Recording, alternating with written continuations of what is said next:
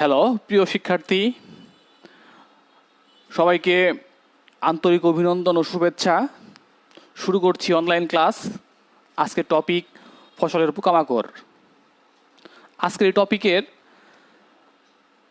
বেশ কিছু প্রশ্ন, গুরুত্বপূর্ণ প্রশ্ন। ইনশাল্লাহ আমরা কনফিডেন্স যে এখান থেকেও আপনারা প্রিলি পরীক্ষায় বা বিগত যে কোনো কৃষি বিষয়ক পরীক্ষায় আপনারা ভালো করতে পারবেন বা প্রশ্ন আসবে ইনশাল্লাহ। আমরা আশা করি সেই হিসাবে প্রশ্নটা আজকে আমরা আপনাদের জানাবো।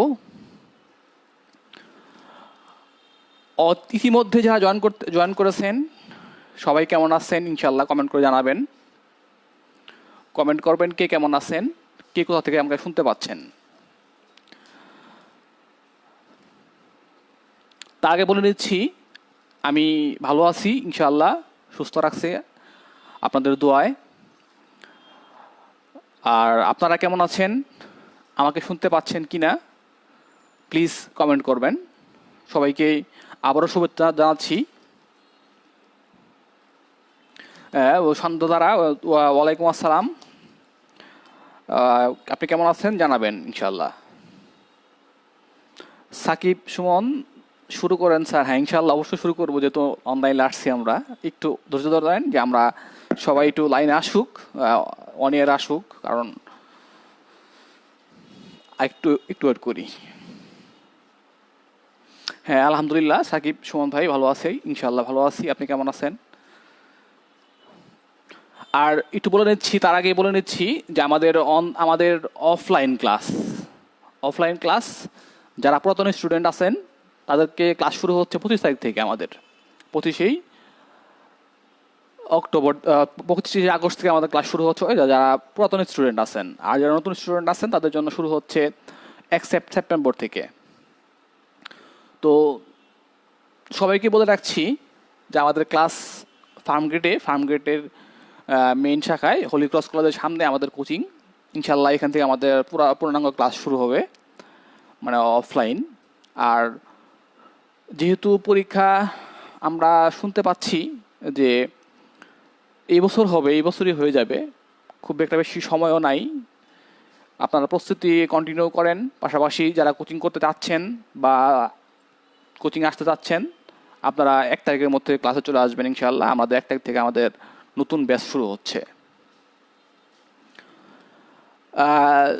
অপূর্ব বিশ্বাস, শুভ জন্মদিন আপনার। আজকেও আপনার জন্মদিন।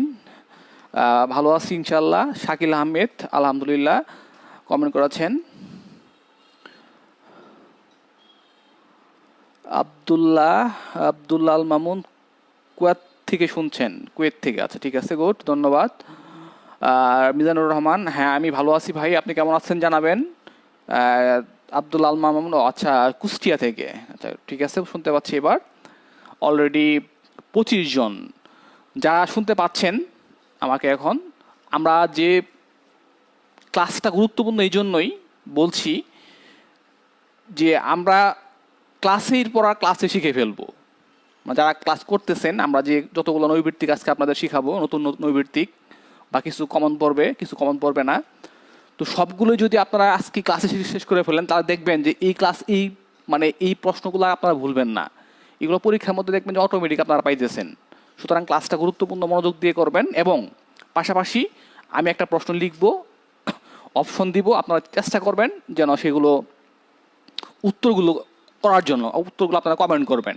কারণ কমেন্ট করলে এই জন্যই হবে, যদি এখন ভুল হয় তাহলে আপনার সঠিকটা শিখে ফেললেন, এবং এই সঠিকটা শিখার ফলে আপনারা দেখবেন যে আপনারা আর একটাও ভুল হবে না, এই প্রশ্নটা আর জীবনও ভুল হবে না। ঠিক আছে, আমি এর জন্য আপনাদের বারবার বলি যে আপনারা কমেন্ট করেন। কমেন্ট করলে কি হবে, এই প্রশ্নটা আপনারা একদম শিখে ফেলছেন, একদম মুখস্থ হয়ে যাবে, মাথার মধ্যে একদম গেঁথে যাবে, যার কারণে এটা জীবনও বলবেন না। এর জন্য আপনাদের বলি যে আমি একটা প্রশ্ন লিখি, প্রশ্ন লেখার সাথে সাথে আপনারা সেটা উত্তর জানা থাকলে বলবেন, না জানা থাকলেও বলবেন। কারণ এইখানে তো যত প্র্যাকটিস করবেন তত ইনশাআল্লাহ ভালো হবে। প্র্যাকটিসই হচ্ছে মেন, প্র্যাকটিস না করলে সব কিছু ভুলে যাবেন। সুতরাং আবারও বলছি যে আমরা আজকে যতগুলো নৈবৃত্তিক পড়বো সবগুলো আপনারা কমেন্ট করবেন ইনশাআল্লাহ। হ্যাঁ অলরেডি প্রিয় ভালো আছি ইনশাআল্লাহ, আপনি কেমন আছেন জানাবেন। তারেক ভাই কেমন আছেন? হ্যাঁ ইনশাআল্লাহ ভালো আছি, জানাবেন আপনিও কেমন আছেন ইনশাআল্লাহ। অলরেডি 40 জন এনাফ, এত স্টুডেন্ট দরকার নাই, 40 জনই এনাফ। আমরা অন ইয়ারে অলরেডি ক্লাস শুরু করে দেই, ঠিক আছে? হয়তো আরও এর মধ্যে থেকে আরও অনেকেই জয়েন করবেন বা করতেছেন, লিঙ্ক পাচ্ছেন না, প্লিজ আপনারা সবাই একটু হেল্প করবেন। আর একটা বিষয় হচ্ছে মনে রাখতে দিচ্ছি যে ক্লাসটা আপনারা রেখে দেওয়ার জন্য আপনারা নিজেদের ওয়ালে শেয়ার করে রাখেন, যেন কোনো এক সময় দরকার পড়লে যেন আপনারা আপনাদের ওয়াল থেকে বা আপনাদের ওয়াল থেকে আপনারা যেন খুব সহজেই এই প্রশ্নগুলো পেতে পারেন, এর জন্যই আপনারা শেয়ার করে রাখতে পারেন। এখন আমাদের এখানে আমাদের পেজ খুঁজতে খুঁজতে মানে কতগুলো ভিডিও আছে, কোন ভিডিও কোনটা কোথায় খুঁজতে খুঁজতে দেখবেন যে আপনার অনেক সময় নষ্ট হবে। এর চেয়ে আপনারা যদি শেয়ার করে রাখেন তাহলে দেখবেন যে এই প্রশ্নগুলো আর জীবনও ভুল হবে না ইনশাল্লাহ।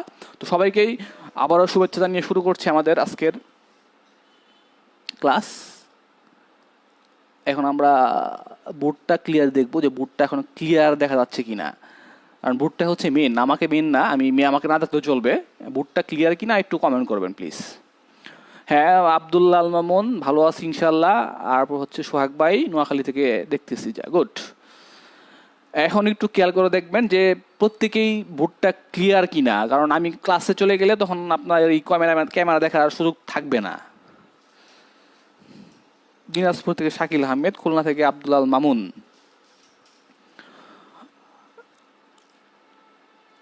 হ্যাঁ ইনশাল্লাহ, জাস্ট যাই হোক 43 জন 44 জন যাই হোক, আমরা অলরেডি অন ইয়ারে ক্লাস করব।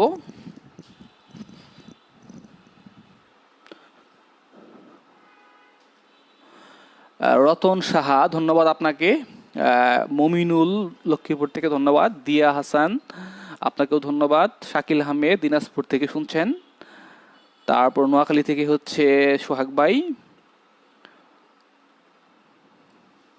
হ্যাঁ অল ক্লিয়ার, যেহেতু সবাই বলতেছেন যে অল ক্লিয়ার যেহেতু, তাহলে জাস্ট আমরা শুরু করছি। আপনাদের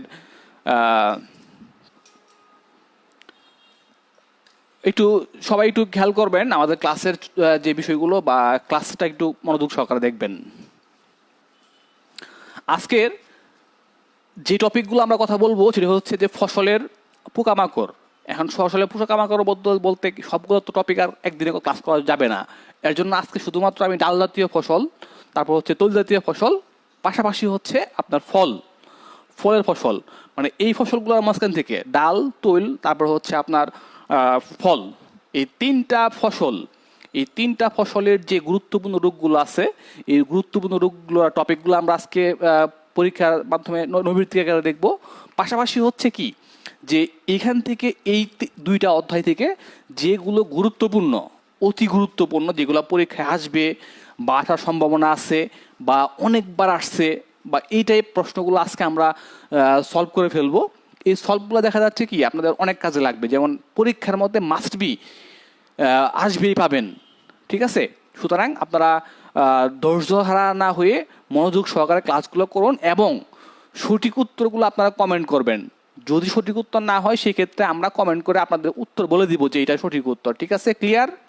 আচ্ছা, চলে আসি আমরা ক্লাসের মধ্যে। প্রথম প্রশ্নটা হচ্ছে 1 নাম্বার, আপনারা হয়তো ইজিলি সেটা পারবেন, পারলেও উত্তর দিবেন, না পারলেও উত্তর দিবেন। এটা এখানে না পারলে কোনো সমস্যা নাই, লজ্জা পাওয়ার কিছু নাই, ঠিক আছে? আমাদের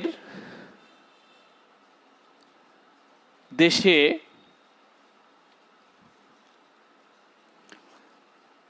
গরিবের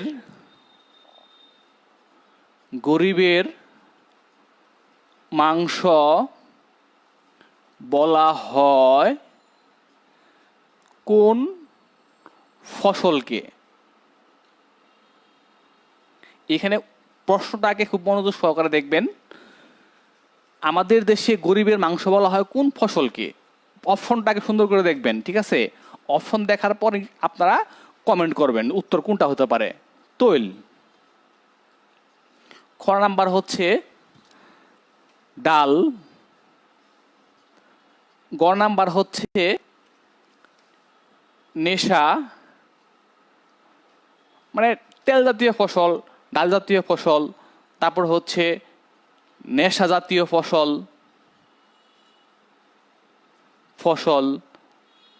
তারপর হচ্ছে বড় ঘর নাম্বারটা ধরেন দানা জাতীয় ফসল, দানা।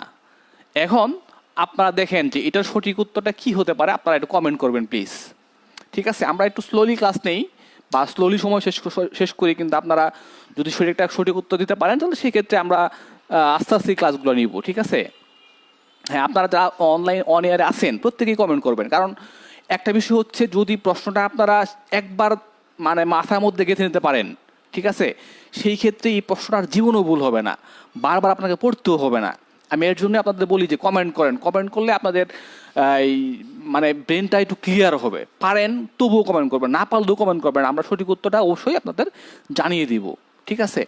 তো ঠিক আছে, আমরা সঠিক উত্তরটা নিচ্ছি, আপনাদের সবার সঠিক উত্তর নিচ্ছি ইনশাল্লাহ, প্রত্যেকটাই ভালো হয়েছে।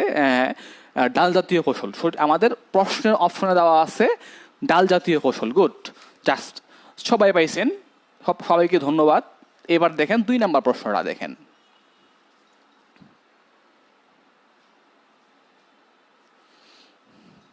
এক বছরে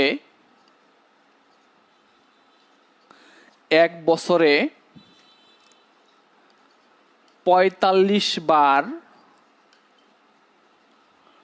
বংশবিস্তার করে কোন পোকা?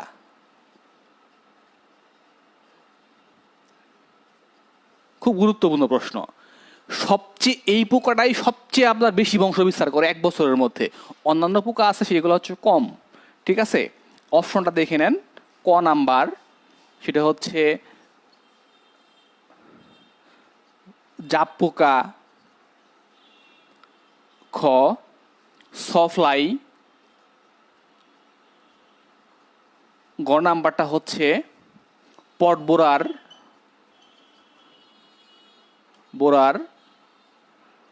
বড় ঘর নাম্বারটা হচ্ছে সাদা মাছি।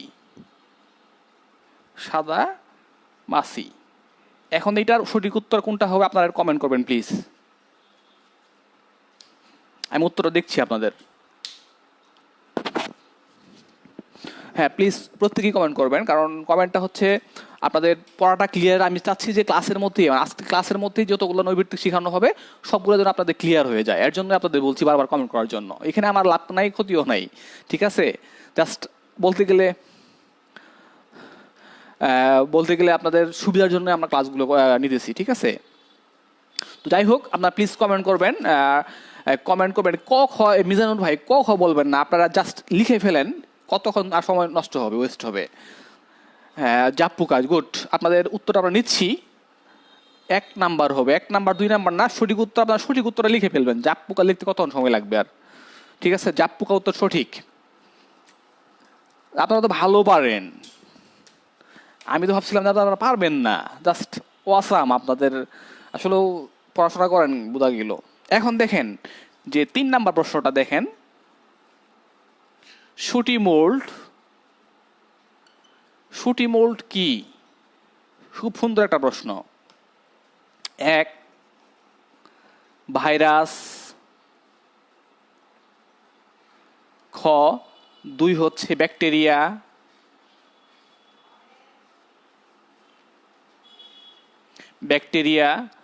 গ নাম্বারটা হচ্ছে ছত্রাক,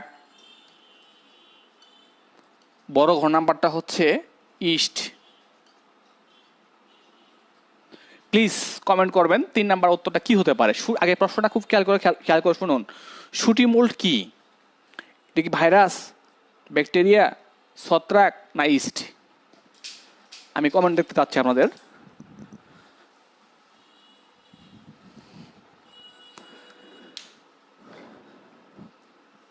হ্যাঁ মমিন ভাই, হ্যাঁ এই যে একটু ক্লিয়ার। হ্যাঁ, অনেকেই কমেন্ট করতেছেন, ইনশাল্লাহ কমেন্ট করে ফেলেন, যেহেতু 90 জন এখন অলরেডি অন এয়ারে আছেন, 92 জন। আপনারা কমেন্ট করেন, প্লিজ কমেন্ট করেন, শিখেন। আমাদের কথা হচ্ছে যে আপনারা ক্লাসে, আমার কথা হচ্ছে যে আমরা ক্লাসে যাই পড়াই, তাই জন্য আপনাদের আত্মস্থ হয়ে যায়, আপনারা যেন সেটা ভুলতে না পারেন, ঠিক আছে? ভুলে না যান, এর জন্য আপনাদের বলতেছি কমেন্ট করেন। কমেন্টটা করলে আপনাদের সুবিধা, আমাদের কোনো সুবিধা নাই রে ভাই, আপনাদের শেখানোই হচ্ছে আমাদের মেইন কথা।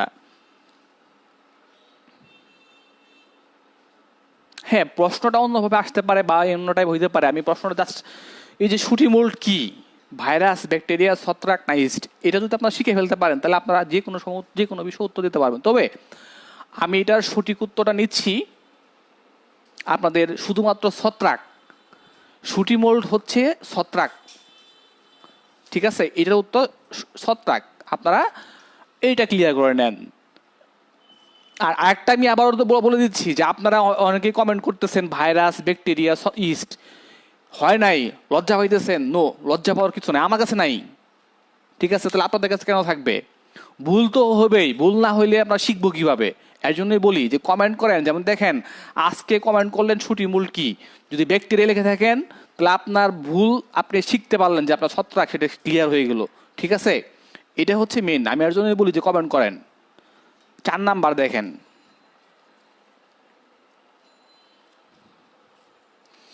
এই প্রশ্নটা মোস্ট ইম্পর্টেন্ট প্রশ্ন পরীক্ষার মধ্যে। দেখেন যদি পারেন আমি স্বীকার করবো যে আপনি স্টুডেন্ট ভালো।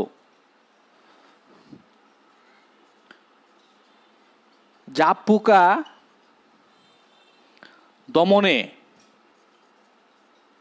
জাপ পোকা দমনে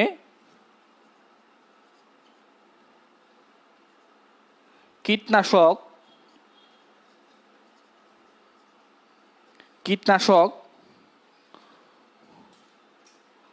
কোন সময়ে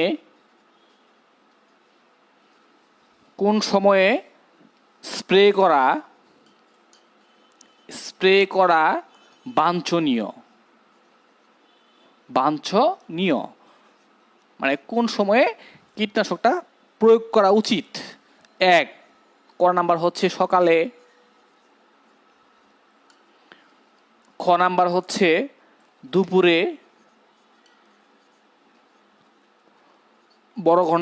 ছোট ক নাম্বার হচ্ছে বিকালে,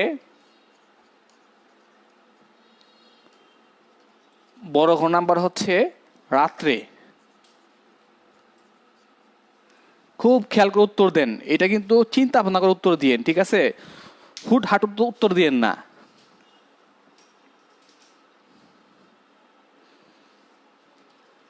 কোন সময়ে স্প্রে করা উচিত? আমি এই প্রশ্নের উত্তরটা আমি আবারও বলছি যে জাপ পোকা দমনে কীটনাশক কোন সময়ে স্প্রে করা বাঞ্ছনীয়। আমি প্রত্যেকের উত্তরটাই চাচ্ছি, দেখি কে কেমন আনসার করতেছেন আপনারা, ঠিক আছে।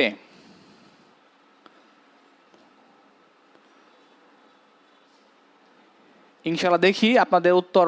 লিটন বলছে সকাল, রতন বলছে বিকাল, মিজানুর বলছে বিকাল, মুকুল বলছে বিকাল বিকাল বিকাল। অনেকে বলছে, কানন আফ্রিদ বলছে সকাল 11টা থেকে 12টা। অনেকে বলছে, মোহন ভাই বলছে সকাল, অনেকে বলছে বিকাল, অভিমানী হচ্ছে বিকাল, তারপরে হচ্ছে রাত্রে, মলি হচ্ছে সকাল, তারপরে হচ্ছে রতন সহা সকাল। আচ্ছা, সকলে কীটনাশক ব্যবহার করা হয় না, বিকালে দুপুরে কীটনাশক প্রয়োগ করা হয়। আচ্ছা, রাত্রে হয় না, সকালে 2টা থেকে করা। আচ্ছা, যাই হোক, অনেকেই কমেন্ট করতেছেন, আমি একটু ক্লিয়ারলি বলছি, একটু আপনাদের ক্লিয়ার বলছি যে হ্যাঁ, একটা দেখেন যে সকালে আমরা কখনো কীটনাশক স্প্রে করি না, করা উচিত না। দুপুরে করা যায়, দুপুরে আমরা কীটনাশক ইউজ করি, মানে সকাল বলতে একটু সকালে ধরে সকাল 11টা থেকে 12টা পর্যন্ত আমরা স্প্রে করার সঠিক সময়, মানে কীটনাশক স্প্রে করার সঠিক সময় হচ্ছে সকাল 11টা থেকে 12টা পর্যন্ত। এখন শুধুমাত্র জাপ পোকার ক্ষেত্রে, জাপ পোকা হচ্ছে আপনার দমনের জন্য। যেমন দেখেন এই জাপ পোকাটা, এখানে আমার অবশ্যই একটু ক্লিয়ার করা দরকার ছিল যে জাপ পোকা দমনের ক্ষেত্রে আমরা কোন সময়ে স্প্রে করব, সেটা হচ্ছে বিকাল। সঠিক উত্তরটা হচ্ছে বিকাল। কারণ যে আমরা একটু খেয়াল করে দেখব, জাপ মানে এখানে আমি যদি উল্লেখ করে দিতাম যে 4 নাম্বারটার মধ্যে যে সরিষার জাপ পোকা দমনে কীটনাশক কোন সময়ে স্প্রে করা উচিত। কারণ জাপ পোকা তো দেখা যাচ্ছে যে আপনার বিভিন্ন ফসলের হয়, ঠিক আছে, বিভিন্ন ফসলের হয়, বিভিন্ন ফসলের ক্ষেত্রে আপনি কখন ইউজ করবেন সেটা হচ্ছে দুপুর। যে কোনো কীটনাশকের ক্ষেত্রে দুপুরে, মানে সূর্য ওঠার সময়, সম্ভাবনার সময় 11টা থেকে 12টার মধ্যে কীটনাশক স্প্রে করলে ভালো ফল পাওয়া যায়। কিন্তু সেই ক্ষেত্রে সরিষার জাপ পোকা কীটনাশক দমন করার ক্ষেত্রে আপনাকে খেয়াল করতে হবে দিতে হবে বিকালে। কারণ এটাই শুধুমাত্র একটু ব্যতিক্রম। কারণ হচ্ছে দেখেন, যদি আপনি দুপুরে ইউজ করেন, মানে 11টা-12টার মধ্যে করেন, ওই সময় হচ্ছে কি যে আপনার ওই আমাদের যে উপকারী পোকা আছে বলতা, তারপরে হচ্ছে আপনার মৌমাছি, দেখবেন সরিষার মধ্যে তারা মধু আহরণ করতে আসে। ঠিক আছে, যদি দুপুরে ইউজ করেন তাহলে সেই ক্ষেত্রে ওই দুপুরে যদি ইউজ করেন তাহলে সেক্ষেত্রে মৌমাছিগুলা মারা যাবে বা বিষক্রিয়া ধরনের মারা যাবে দুপুরে এই টাইমে। কারণ দুপুরে ওই সময়ই মৌমাছিগুলো আসে, ফুলের মধ্যে বসে মৌমাছি সংরক্ষণ করে এবং পাশাপাশি হচ্ছে তারা পরাগায়ন করে। ঠিক আছে, ফুলের পরাগায়ন হয়, সরিষা ফুলের পরাগায়ন হয়। এই পরাগায়নের জন্যই একমাত্র দুপুরে এই জাপ পোকার ক্ষেত্রে, মানে সরিষার ক্ষেত্রে, যে দুপুরে ইউজ করা হচ্ছে না, শুধুমাত্র বিকালেই ইউজ করা হচ্ছে। মানে যদি আমি দুপুরে করি তাহলে সেক্ষেত্রে বুঝতে পারছেন যে পরাগায়নের সমস্যা হবে, সরিষার ফল কম আসবে বা ফল কম হবে, পরাগায়নের সমস্যা হবে, মৌমাছি মারা যাবে। এর জন্য আমরা সরিষার ক্ষেত্রে, জাপ পোকার ক্ষেত্রে আমরা বিকালে ব্যবহার করতেছি। বিষয়টা আপনারা একটু মাথায় রাখবেন। ওকে, আশা করি আর কোনো সমস্যা থাকার কথা না। এবার আমরা নেক্সট প্রশ্ন দেখব।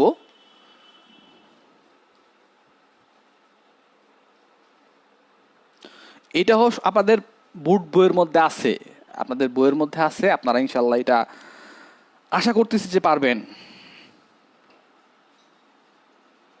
কোন গাছে সিনিগ্রিন, কোন গাছে সিনিগ্রিন নামক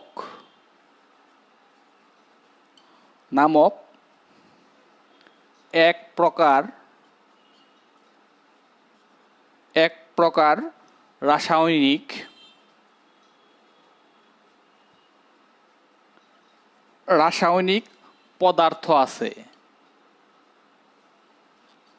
পদার্থ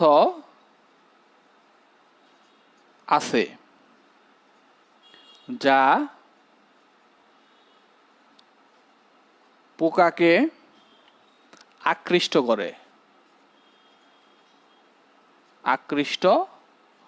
করে। অপশন হচ্ছে সরিষা, খ তিল, গ নাম্বার ডাল, বড় গ নাম্বার হচ্ছে চা। সঠিক উত্তরটা কমেন্ট করবেন প্লিজ।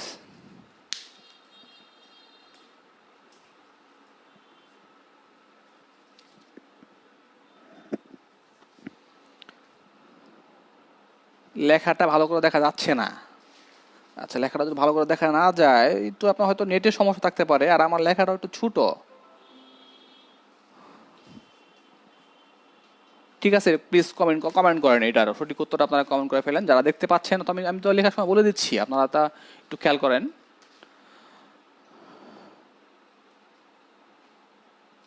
এখন দেখান কিছু দেখা যাচ্ছে কিনা।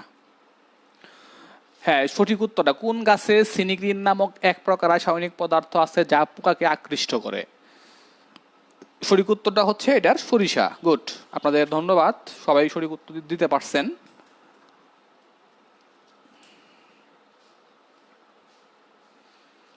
এবার দেখবো 6 নাম্বারটা। 6 নাম্বারটাও মোস্ট ইম্পর্টেন্ট।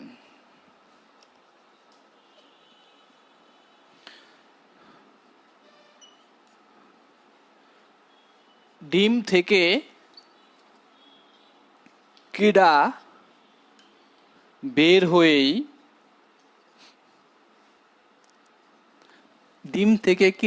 হয়েই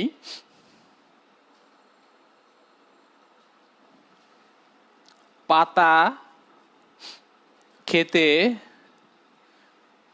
শুরু করে কোন পোকা?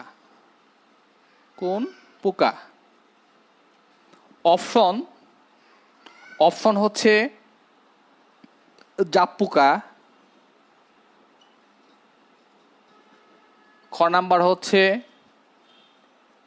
সফলাই, গ নাম্বারটা হচ্ছে হকমত,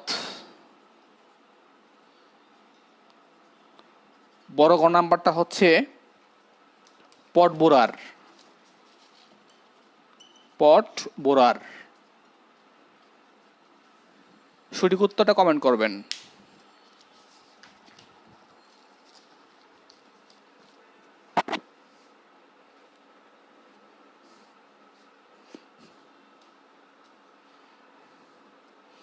দেখবো এটা কে পারেন ইনশাআল্লাহ। যদিও প্রশ্নটা একটু হার্ডলি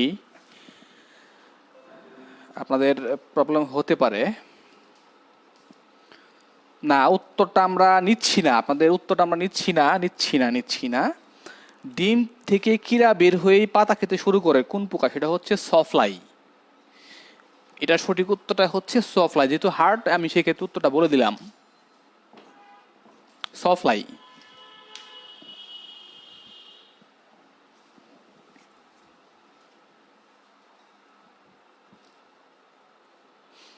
এবার পরবর্তী প্রশ্নটা দেখে নেন।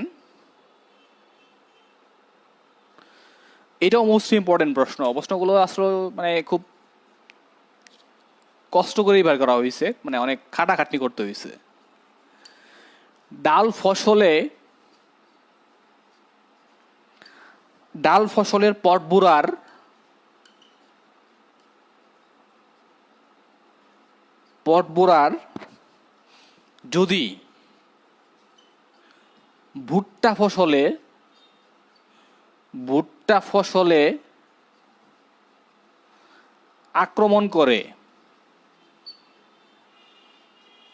আক্রমণ করে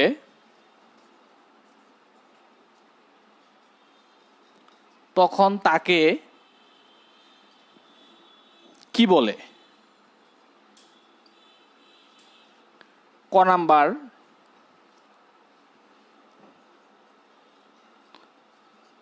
ফলওয়ার্ম, খ নাম্বার ভুট্টা ওয়ার্ম,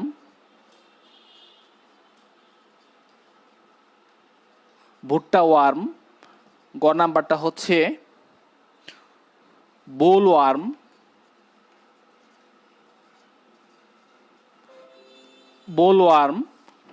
বড় ঘ নাম্বারটা হচ্ছে ইয়ারওয়ার্ম।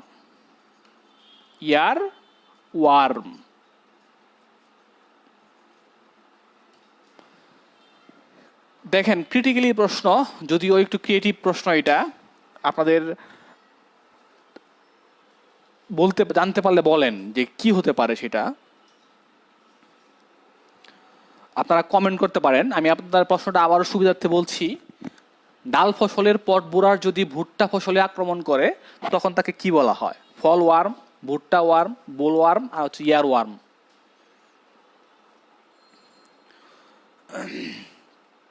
প্লিজ আপনারা কমেন্ট করেন, কারণ কমেন্ট না করলে আমি বারবার বলতেছি যে কমেন্ট না করলে আপনারা শিখবেন কিভাবে? ভুল তো হবে রে ভাই, ভুল হবে, শিখবেন। এখানে তো ভুল হবেই না। আপনাদের উত্তর আমরা নিচ্ছি না, উত্তরটা কারোর উত্তর নিচ্ছি না আমরা, উত্তরটা নিচ্ছি না। একজন সাহস করে লিখছেন, শাকিল আহমেদ ভাই, বড় গ নাম্বারটা। হ্যাঁ, সঠিক উত্তরটা হচ্ছে ইয়ারওয়ার্ম। না, বোলওয়ার্ম নিচ্ছি না। একজন উত্তর লিখছেন যেটা হলো বোলওয়ার্ম, সেটাও সঠিক উত্তর হচ্ছে ইয়ারওয়ার্ম। এইটাকে হচ্ছে ইয়ারওয়ার্ম, ঠিক আছে। বোলওয়ার্ম আছে, ঠিক আছে, বোলওয়ার্ম আছে, কিন্তু এটা হচ্ছে যদি এই ডাল ফসলে আক্রমণ করে তাহলে সেই ক্ষেত্রে হচ্ছে আপনার বোলওয়ার্ম, ঠিক আছে। পটবুরার যখন ডাল ফসলে আক্রমণ করে তখন সেটা হচ্ছে বোলওয়ার্ম, মাথায় রাখেন।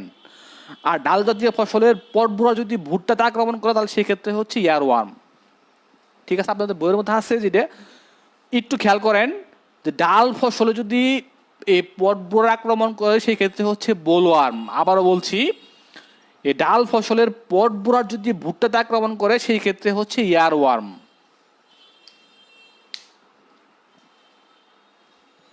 নতুন প্রশ্ন যদি মনে হয় তাহলে সেই ক্ষেত্রে আপনারা কমেন্ট করেন, ঠিক আছে। প্রশ্নগুলো কিন্তু খুব গুরুত্বপূর্ণ।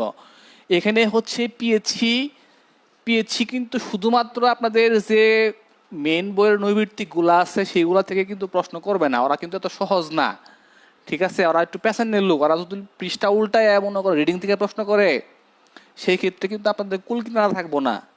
ঠিক আছে, দেখবেন যে 2018 সালে যদি প্রিলি পাশ করায় 33+ পায়া, 2018 সালে যে 1650 নিয়োগ হয়েছে, এই 33+ পাইতেও মনে করেন যে অনেক পোলাপানের ওজু ছুটে গেছে।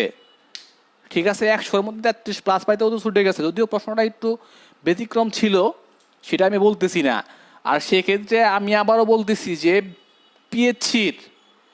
পিএইচসির প্রিলি পাশ করাটাই কঠিন, লিখিত পাশ করা একদম ইজি ব্যাপার, কোনো ঘটনাই না।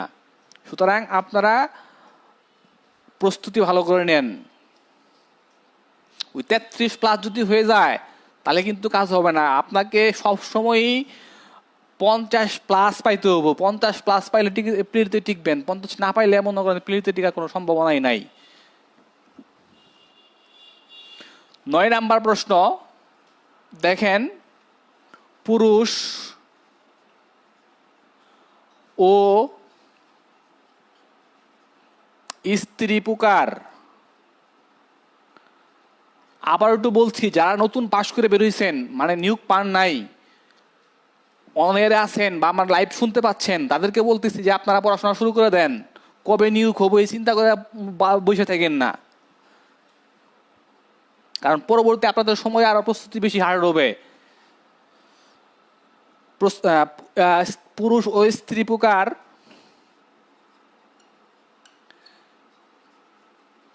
মিলন ছাড়াই কোন পোকা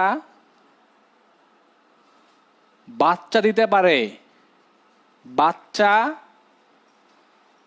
দিতে পারে। 1 নাম্বার প্রশ্ন, সেটা হচ্ছে সাদামাছি। সাদামাছি। খ মস্কুইটো বাগ। Mosquito bug. গ নাম্বার হচ্ছে পটবোরার। পটবোরার। বড় গ নাম্বারটা হচ্ছে জাপ পোকা। সঠিক উত্তরটা কমেন্ট করবেন প্লিজ।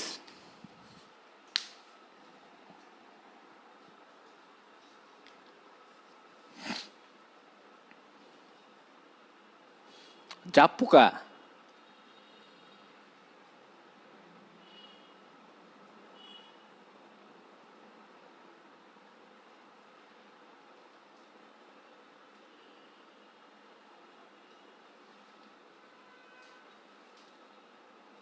Sir বুরার bull, port রোবার। ঠিক আছে, আমি আমি উল্টা হয়ে যাচ্ছে বারবার। যাই হোক, আমি ঠিক পরবর্তী ঠিক করে নিচ্ছি। ধন্যবাদ। সঠিক উত্তরটা হচ্ছে, দেখেন এখানে 2টা উত্তরে আমরা নিচ্ছি, যেটা হচ্ছে জাপ পোকা হবে। তো জাপ পোকার চেয়ে সবচেয়ে গুরুত্বপূর্ণ হচ্ছে এখানে যদি থাকে, একটু খেয়াল করে দেখেন, জাপ পোকার ক্ষেত্রে এখানে সঠিক উত্তরটা হচ্ছে সাদামাছি। যদি সব সময় খেয়াল রাখবেন, যদি এই টাইপ প্রশ্ন আসে, যদি সাদামাছি এবং জাপ পোকা থাকে, 2টা অপশনই থাকে, তাহলে সেই ক্ষেত্রে আপনার 100% হচ্ছে। কে ফোন দিল?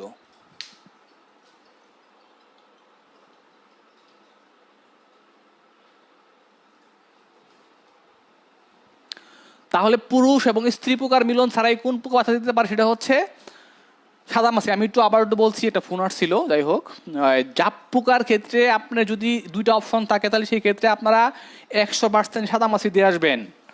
কারণ কৃষিতে অনেকগুলো প্রশ্নই কন্ট্রাডিক্ট প্রশ্ন আসে, হুবহুব প্রশ্ন আসে, মনে হচ্ছে যে এটা হইতে পারে। যদি অপশনে সাদামাছি না থাকে, তাহলে সেই ক্ষেত্রে আপনারা জাপ পোকা দিতে পারেন।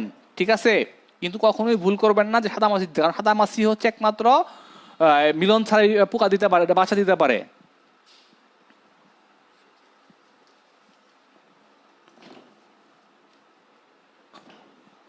এবার পরবর্তী প্রশ্ন দেখেন, 10 নাম্বারটা।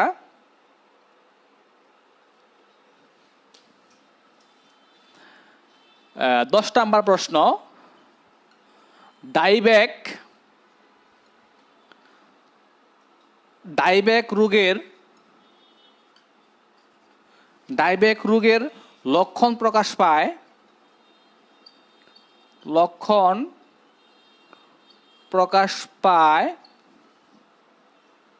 কোন পোকার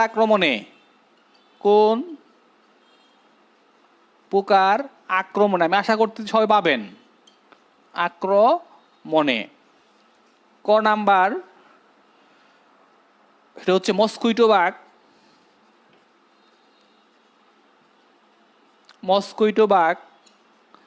খ নাম্বার সাদামাছি। গ নাম্বার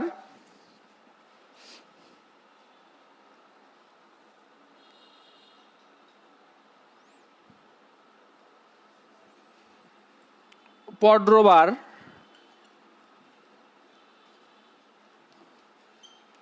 বড় গ নাম্বারটা হচ্ছে উইভিল।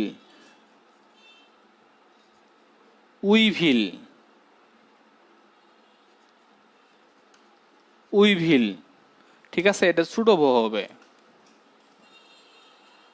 কোন আছে বড় ভয় উইভিল।